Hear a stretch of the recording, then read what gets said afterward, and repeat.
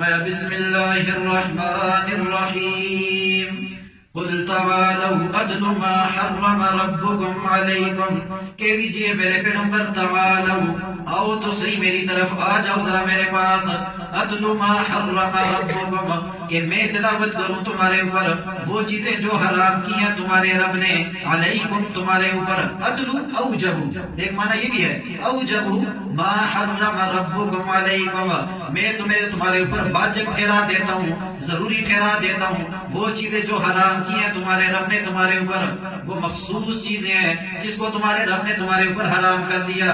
دنیا کے اندر بھی تم نے اپنے اوپر چیزیں حرام کی، کبھی کہا بحیرہ حرام ہے، صائبہ حرام ہے، حام حرام ہے، ما جعل اللہ من بحیرہ ولا صائبہ ولا وسیلہ ولا حام، اللہ تعالیٰ نے ان چیزوں میں سے کچھ بھی حرام نہیں کیا اور تم اپنے اوپر ان چیزوں کو حرام کر رہے ہو۔ فرمایا کہ آؤ میں تمہیں بتاؤں کہ اللہ تعالیٰ نے کون سی چیزیں تمہارے اوپر حرام کی ہیں۔ اتلو ویسے تلاوت کو کہتے ہیں کہ میں تلاوت کر کے بتاؤں، یہاں پر تلاوت کا بھی حکم ہے اور مفہوم کو سمجھنے کا بھی حکم ہے۔ آؤ میں تمہیں سمجھا دیتا ہوں، ایک بات تو یہ کہ ایک میں تمہارے اوپر وہ آیت تلاوت کر دیتا ہوں، دوسرا یہ کہ میں تمہیں سمجھا دیتا ہوں، بتا دیتا ہوں کہ کون کون سی ایسی چیزیں ہیں۔ تو قرآن کی تلاوت کا بھی حکم ہے لیکن قرآن کو ساتھ سمجھنے کا بھی حکم ہے، صرف تلاوت سے کام نہیں چلتا۔ سب سے پہلی چیز فرمایا اللہ تشرکوا بہ شیئا، کہ تم اللہ کے ساتھ کسی بھی چیز کو شریک نہ ٹھہراؤ، شیئا کسی بھی چیز کو اللہ کے ساتھ شریک نہ ٹھہراؤ، نہ اس کی ذات میں کوئی شریک ہے، نہ اس کی صفات میں کوئی شریک ہے، نہ اس کے ساتھ سجدے اور طواف میں کوئی شریک ہے۔ عبادت صرف اللہ ہی کی کرو، پکار صرف اللہ ہی کے سامنے پیش کرو، سجدہ اور طواف صرف اللہ ہی کے سامنے کرو، اس کے ساتھ کسی کو نہ ملاؤ۔ اللہ ہی الہ ہے، اللہ بھی الہ نہیں، جگہ سارا ہی اور بھی کا ہے، اللہ ہی الہ ہے اور کوئی الہ نہیں۔ مشرکین مکہ کہتے تھے اللہ بھی الہ ہے، مطلب یہ کہ اللہ بھی ہے اور ساتھ کچھ نہ کچھ اور بھی ہے۔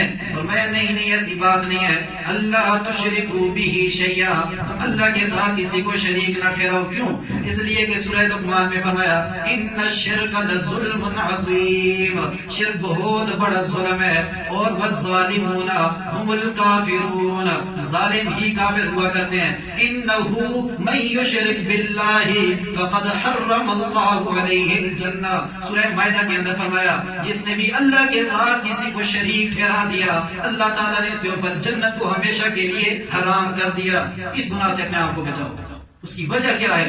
باقی سارے گناہ ہیں، زنا کوئی آدمی کرتا ہے تب بھی گناہ ہے، چوری کرتا ہے تب بھی گناہ ہے، ڈاکہ مارتا ہے تب بھی گناہ ہے، سودی لین دین کرتا ہے وہ بھی گناہ ہے، لیکن شرک صرف گناہ نہیں بلکہ یہ بغاوت ہے، کہ اللہ تعالیٰ کے ساتھ بغاوت ہے۔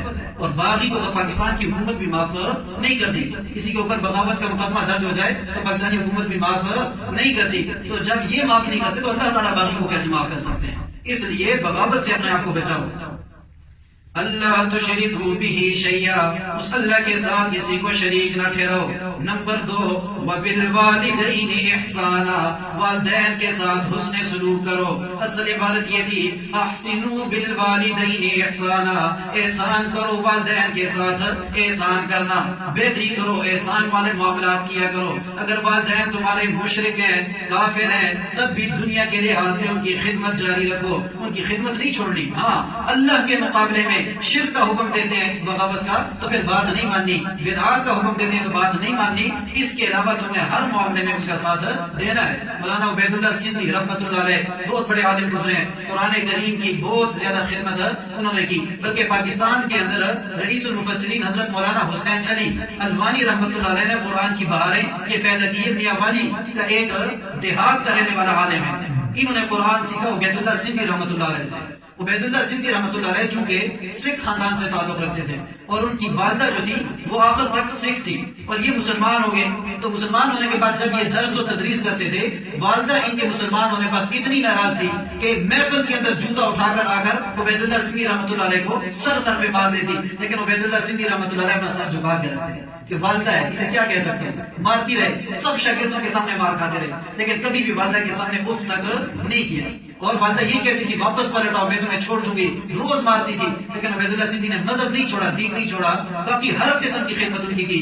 یہاں تک کہ ایک دفعہ والدہ نے کہا کہ میں نے فلاں بت کے نام پر بیل دینا ہے، مجھے بیل خرید کر دو. حضرت سندھی نے بیل خرید کر انہیں دے دیا اور کہا کہ یہ خوش ہو جائے. تو والدہ خوش ہو گئی، کیونکہ والدہ کی خدمت کرتے رہے، اپنی بات نہیں چھوڑی، دین والا راستہ نہیں چھوڑا، خود شرک نہیں کیا، اور والدہ کو دعوت دیتے رہے لیکن وہ دعوت قبول نہ کر سکی. آخر اسی سکھ مذہب پر اس کی موت آ گئی.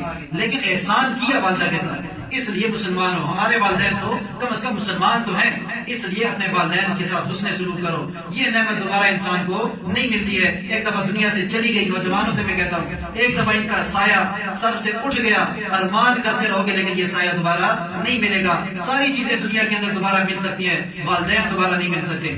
اس لیے اللہ تعالیٰ نے یہاں پر دوسرے نمبر پر اپنے حق کے بعد دوسری چیز اگر رکھی وہ کیا ہے؟ وَبِالْوَالِدَيْنِ إِحْسَانًا. اور دوسرے نمبر پہ دوسری جگہ فرمایا سورہ بنی اسرائیل میں وَقَضَىٰ رَبُّكَ أَلَّا تَعْبُدُوا إِلَّا إِيَّاهُ وَبِالْوَالِدَيْنِ إِحْسَانًا.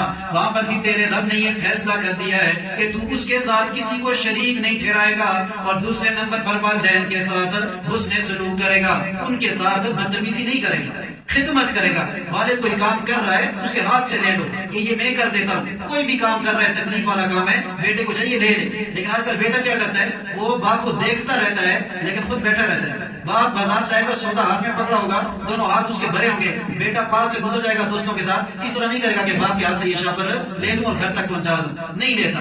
تو اس لیے خدمت دنیا کے اندر یہ والدین کی کرنا یہی عزت ہے، اور اسی کا قرآن نے حکم دیا ہے. ادب کے لحاظ سے والد کا زیادہ ادب کرنا چاہیے، اور خدمت کے لحاظ سے والدہ کی زیادہ خدمت کرنی چاہیے. کیونکہ ادب والد کا اس لیے کہا گیا کہ والد غیر محفلوں میں ہوتا ہے، اس لیے اس کی ادب کی ضرورت ہے. اس کے سامنے چپل اٹھا کر سیدھے کر دو، وہ اٹھ رہا ہے اس کو ہاتھ دے دو، ہاں چل نہیں سکتا ہاتھ سے پکڑ کر چلا دو. عزت ہے، راستے میں آگے چلاؤ، خود پیچھے چلو. اور خدمت زیادہ والدہ کی کرو، کیونکہ والدہ نازک ہوتی ہے، وہ ہر کام کر نہیں سکتی. اس نے تجھے بڑی مشکلوں سے جو ہے وہ پال پلوا دیا، بڑا کر دیا، اب تم بڑے ہو گیا، تمہارا نمبر ہے کہ ان کی خدمت کر سکو. تو یہاں پر فرمایا وَبِالْوَالِدَيْنِ إِحْسَانًا. نمبر 3 وَلَا تَقْتُلُوا أَوْلَادَكُمْ مِنْ إِمْلَاقٍ. نہ قتل کرو اپنی اولاد کو مفلسی کے ڈر سے، مفلسی کے ڈر سے اولاد کو قتل نہ کرو. یہ نہیں کہ یہ اولاد بڑی ہوگی، میں ان کو کہاں سے کھلاؤں گا پلاؤں گا، کہاں سے روزی پوری کر کے دوں گا. اللہ نے فرمایا نَحْنُ نَرْزُقُكُمْ وَإِيَّاهُمْ. ہم تمہیں بھی روزی دیتے ہیں اور ان کو بھی روزی ہم ہی دیں گے. جس طرح ہم تمہیں کھلا پلا رہے ہیں، تمہاری اولاد اگر پیدا ہو جائے گی ہم اس کو بھی کھلائیں گے اور پلائیں گے. اس لیے اس ڈر سے اپنی اولاد کو قتل نہ کرو. قتل کی 2 صورتیں ہیں.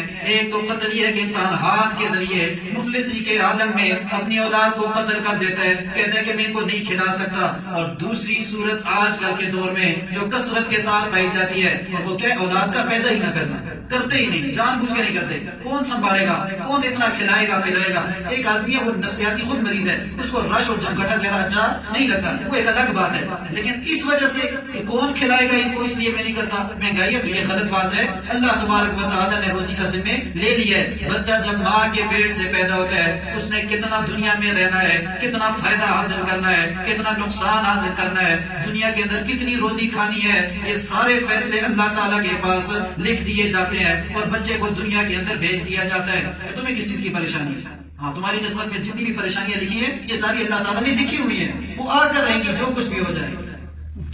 فرمایا نحن نرزقکم وإیاہم، ہم روزی دیتے ہیں تمہیں بھی اور ان کو بھی. نمبر 4 ولا تقربوا الفواحش ما ظہر منها وما بطن.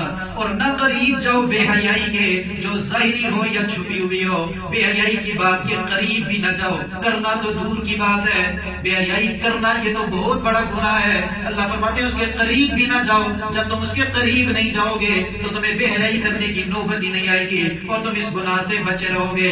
اور 5ویں نمبر پر فرمایا وَلَا تَقْتُلُوا النَّفْسَ الَّتِي حَرَّمَ اللَّهُ إِلَّا بِالْحَقِّ. اور نہ قتل کرو کسی نفس کو جس کو اللہ تعالیٰ نے حرام کر دیا ہے، إِلَّا بِالْحَقِّ، مگر حق کے ساتھ.